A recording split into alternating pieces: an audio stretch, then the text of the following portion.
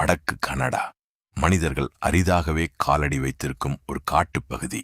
எல்லா பக்கமும் பனி மூடிய மலைகள், நடுவில் கர்ஜித்துக் கொண்டு ஓடும் ஆறு, சூரிய ஒளியையே உள்ளே விடாத அளவுக்கு அடர்ந்த காடு. பகலில் பார்த்தால் அழகாக இருக்கும், ஆனால் இரவு வந்துவிட்டால் அதே இடம் முற்றிலும் வேறு உலகமாக மாறிவிடும். ஏனென்றால் அந்த காட்டுக்குள் ஒரு பள்ளத்தாக்கு இருக்கிறது. அதற்கு மக்கள் வைத்த பெயர் ஹெட்லெஸ் வேலி, தமிழில் தலையில்லா மனிதர்களின் பள்ளத்தாக்கு. அந்த பெயர் ஏன் வந்தது தெரியுமா? அங்கே சென்ற சில மனிதர்கள் திரும்பி வரவே இல்லை. திரும்ப கிடைத்தவர்கள் முழுமையாகவும் இல்லை. 1900களின் ஆரம்பம். கனடாவின் வடக்கு பகுதிகளில் தங்கம் கிடைக்கிறது என்ற செய்தி பரவியது. அந்தச் செய்தி போதுமானது. ஆயிரக்கணக்கான மனிதர்களின் கண்களில் பேராசையை ஏற்ற. ஒருமுறை தங்கம் கிடைத்துவிட்டால் வாழ்க்கை முழுவதும் மாறிவிடும். அதனால் பலர் வீட்டை விட்டார்கள், குடும்பத்தை விட்டார்கள், அடர்ந்த காட்டுக்குள் நுழைந்தார்கள். அவர்களில் இருவர் வில்லியம் மேக்லெட், பிராங்க் மேக்லெட், 2 சகோதரர்கள். அவர்களுக்கு ஒரு கனவு இருந்தது, தங்கத்தை கண்டுபிடிக்க வேண்டும். அவர்கள் நஹானி பள்ளத்தாக்கை நோக்கி சென்றார்கள். பிறகு அவர்கள் மறைந்து விட்டார்கள். ஒரு நாள், ஒரு வாரம், ஒரு மாதம், ஒரு வருடம் அவர்கள் திரும்பவில்லை. முதலில் யாரும் பெரிதாக கவலைப்படவில்லை. ஏனென்றால் அந்த காலத்தில் தங்க வேட்டைக்கு சென்றவர்கள் மாதக்கணக்கில் காணாமல் போவது சாதாரணம். ஆனால் காலம் சென்றது. 2 ஆண்டுகள். இன்னும் அவர்கள் இல்லை. அவர்களை தேடி மற்றவர்கள் காட்டுக்குள் சென்றார்கள்.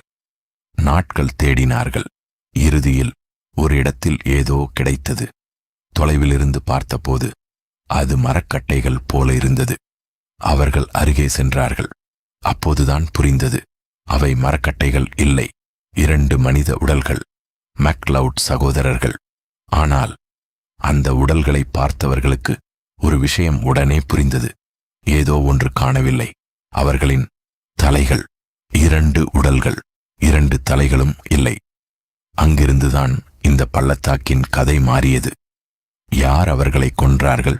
ஏன் கொன்றார்கள்? தலைகள் எங்கே? தங்கம் கிடைத்ததா?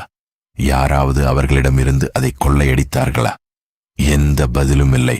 ஆனால் சில ஆண்டுகளுக்குப் பிறகு மற்றொரு தங்க வேட்டைக்காரர் அதே பகுதிக்குள் சென்றார். அவரும் காணாமல் போனார். தேடினார்கள். மீண்டும் ஒரு உடல் கிடைத்ததாக கதைகள் கூறுகின்றன. மீண்டும் அதே விஷயம். தலை இல்லை. இப்போது அது விபத்து என்று சொல்ல முடியவில்லை. ஒருவர், இருவர், பிறகு மற்றொருவர். அதே பள்ளத்தாக்கு, அதே மர்மம், அதே பயம். அப்பொழுது மக்கள் கதைகள் சொல்ல ஆரம்பித்தார்கள். அந்த காட்டுக்குள் யாரோ இருக்கிறார்கள். வெளியிலிருந்து வருபவர்களை அவர்கள் உயிருடன் விடமாட்டார்கள். அங்கே தெரியாத ஒரு பழங்குடி வாழ்கிறது. சிலர் இன்னும் பயங்கரமான ஒன்றை சொன்னார்கள். அந்த மலைகளுக்குள் மனிதனைப் போல நடக்கும், ஆனால் மனிதன் அல்லாத ஏதோ ஒன்று இருப்பதாக. நம்ப முடியவில்லையா? அப்படியானால் இன்னொரு விஷயத்தை கேளுங்கள். அந்த பகுதியில் பயணம் செய்த சிலர் இரவு நேரத்தில் காட்டுக்குள்ளிருந்து மனித குரல்கள் கேட்டதாக கூறியிருக்கிறார்கள். யாரோ அழைப்பது போல, யாரோ மெதுவாக பேசுவது போல. நீங்கள் அந்த குரலை நோக்கி சென்றால் எதுவும் இருக்காது. சிலர் மரங்களுக்கு நடுவே ஏதோ நகர்வதை பார்த்ததாக சொன்னார்கள். சிலர் தங்களை யாரோ தொடர்ந்து பார்த்து கொண்டிருப்பது போல உணர்ந்ததாக கூறினார்கள். இதை ஒரு நிமிடம் கற்பனை செய்து பாருங்கள். நடுவிரவு, உங்களைச் சுற்றி 100கணக்கான கிலோமீட்டர் காடு. தொலைபேசி இல்லை, வீடு இல்லை, மனிதர்கள் இல்லை. உங்களிடம் இருப்பது ஒரு சிறிய கூடாரம், ஒரு தீ. அதுவும் மெதுவாக அணைந்து கொண்டிருக்கிறது. அப்போது காட்டுக்குள் கட் ஒரு கிளை முறிகிறது. நீங்கள் அமைதியாகிறீர்கள். சில வினாடிகள். மீண்டும் கட். இப்போது கொஞ்சம் அருகில். உங்கள் இதயத் துடிப்பு அதிகரிக்கிறது. நீங்கள் கூடாரத்தின் வெளியே பார்க்கிறீர்கள். இருள், எதுவும் இல்லை.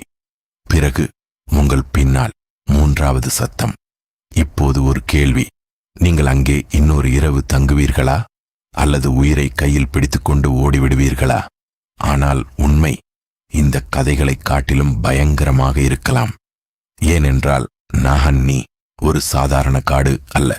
கடுமையான குளிர், திடீர் புயல்கள், பனிச்சரிவுகள், வேகமான ஆறுகள், செங்குத்தான பாறைகள், நூற்றுக்கணக்கான கிலோமீட்டர்களுக்கு மனித உதவி கிடையாது. ஒரு சிறிய தவறு, ஒரு தவறான பாதை, ஒரு காலடி வழுக்கல், அது போதும். அங்கே நீங்கள் காணாமல் போனால் உங்கள் உடலை கண்டுபிடிப்பதே வருடங்கள் ஆகலாம். அப்படியானால் இந்த மரணங்களுக்கு இயற்கை காரணமாக இருக்க முடியுமா? காட்டு விலங்குகள், ஆற்றின் வெள்ளம், பல வருடங்களுக்கு பிறகு சிதைந்த உடல்கள், அல்லது மிக எளிமையான ஒரு காரணமா? தங்கம். தங்கம் மனிதனை பணக்காரனாக்கும். ஆனால் அதே தங்கம் நண்பனை எதிரியாகவும் மாற்றும். அந்த காலத்தில் அந்த காட்டுக்குள் சட்டமில்லை, காவல்துறை இல்லை, சாட்சி இல்லை. ஒருவன் தங்கத்தை கண்டுபிடித்தால், அதை தெரிந்த ஒரே மனிதன் அவன் நண்பனாக இருந்தால், அடுத்த நிமிடம் என்ன நடக்கும் யாருக்குத் தெரியும்? அதனால் ஹெட்லெஸ் வேலியின் உண்மையான அரக்கன் காட்டுக்குள் இருந்த ஏதோ உயிரினமா, அல்லது மனித பேராசையா? இதுவரை யாராலும் உறுதியாக சொல்ல முடியவில்லை. இன்று அந்த பகுதி நாஹன்னி நேஷனல் பார்க் ரிசர்வன் ஒரு பகுதியாக உள்ளது. உலகின் மிக அழகான, அதே நேரத்தில் மிகவும் தனிமையான காட்டுப் பகுதிகளில் ஒன்று. இப்பொழுது வரைபடங்கள் இருக்கின்றன, விமானங்கள் இருக்கின்றன, தொழில்நுட்பம் இருக்கிறது. ஆனாலும் அந்த பகுதியின் பெரும்பாலான இடங்கள் இன்னும் மனிதர்களுக்கு எளிதாக அணுக முடியாதவை. அப்படியானால் 100 ஆண்டுகளுக்கு முன்பு அந்த இரு சகோதரர்களுக்கு என்ன நடந்தது? அவர்களின் தலைகள் எங்கே போனது? மற்ற காணாமல் போன மனிதர்களுக்கு என்ன நடந்தது? அது கொலையா, விபத்தா, பேராசையா, அல்லது அந்த பள்ளத்தாக்கு இன்றும் மறைத்து வைத்திருக்கும் வேறு ஏதோ ஒன்றா? யாருக்கும் தெரியாது. ஆனால் ஒரு விஷயம் மட்டும் மாறவில்லை. நாஹன்னி ஆறு இன்னும் ஓடிக்கொண்டிருக்கிறது. அந்த மலைகள் இன்னும் அங்கேயே இருக்கின்றன. அந்த காடு இன்னும் அமைதியாக நிற்கிறது. அந்த அமைதிக்குள் 100 ஆண்டுகளுக்கு முன்பு நடந்த உண்மையும் புதைந்திருக்கலாம். ஒருவேளை நாம் அதை ஒருபோதும் கண்டுபிடிக்காமல் இருக்கலாம். ஏனென்றால் சில இடங்கள் தங்களுடைய ரகசியங்களை மனிதர்களிடம் சொல்லவே விரும்புவதில்லை. ஹெட்லெஸ் வேலி, தலையில்லா மனிதர்களின் பள்ளத்தாக்கு.